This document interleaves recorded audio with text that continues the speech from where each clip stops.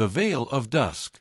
Rain fell in sheets as Elara ran through the dense pine forest, her silk wedding dress torn and soaked, the hem stained with mud and blood. Her lungs burned, her bare feet stung from sharp stones, and her heart pounded with a rhythm that screamed, "Survive." Behind her, torches flickered in the darkness, her father's men. Their voices echoed, laced with fury and shame. "Elara! You bring dishonor!" shouted one. She didn't look back. At 18, Elara had known nothing of love. Her life had been a gilded cage, her every move dictated by tradition and power. Her father, Lord Harren of Grendale, had promised her hand to Baron Varick, a man thrice her age, cruel, cunning, and rich beyond reason. The wedding was a transaction. Her body, a symbol of alliance. Her consent, irrelevant. So she had run. Elara had stolen a dagger from the kitchens and a horse from the stables.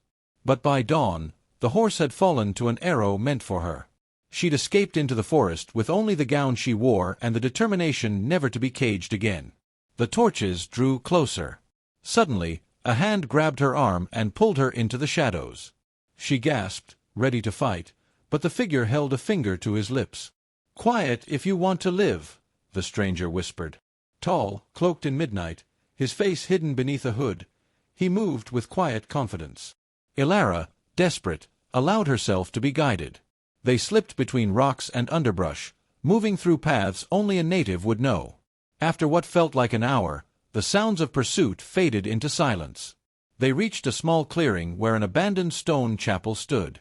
The stranger opened the heavy wooden door and motioned her inside. "You'll be safe here," he said. She turned, breathless. "Who are you?" He removed his hood. Elara stepped back, startled. His features shimmered faintly in the dim moonlight, silver eyes, a faint glow to his skin, a look of otherworldly calm. "My name is Lucian," he said simply. "I came because I saw you running, and I couldn't let them take you." Shadows in Sanctuary. The chapel was ancient, vines crawling over its roof, pews long rotted, but it had 4 walls and a roof, and tonight that was enough. Lucian gathered wood and sparked a fire. Elara watched from a corner, her arms wrapped tightly around herself. She was cold, trembling, but not only from the weather. "Are they really gone?" she asked. "For now," he said. "But they'll search again at dawn." "You should have let me keep running," she whispered. "They'll kill you if they find us together." Lucian gave her a quiet smile. "Then we better make sure they don't." As warmth filled the room, so did silence. Elara studied him. He was unlike anyone she had ever known, calm where others were cruel, kind where others commanded. There was something luminous about him. Not just his eyes or the strange glow of his skin, but his presence.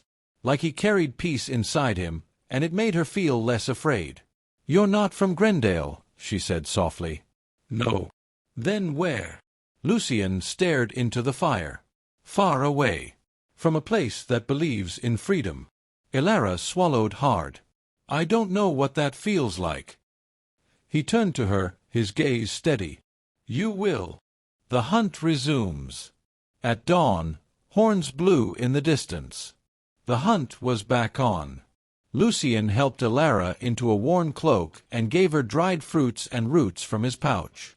"We move now," he said, "before they circle back." They left the chapel and headed west, deeper into the wilderness. Along the way, Elara asked questions. "What did you mean by freedom?" Lucian hesitated, then replied, "A land across the mountains, hidden by mist. No kings.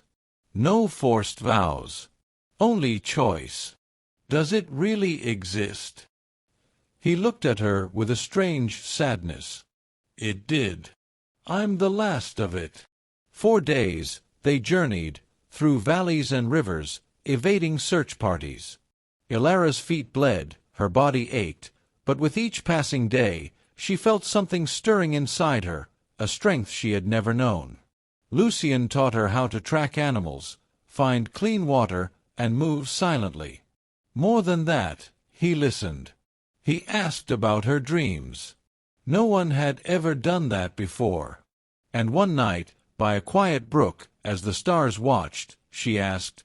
"Why are you helping me?" He looked at her long and slow. "Because no one helped the woman I loved when she ran." Fire and ash. The past caught up with them in the form of steel and arrows. On the 12th day, just as they reached the borders of the Western Pass, Lord Harren's men ambushed them. Lucien fought like a force of nature, his hands glowing with light, his blade faster than the eye. But they were many. Elara screamed as a soldier knocked her down. She fought with fists and teeth, remembering Lucien's lessons. She would not be dragged back.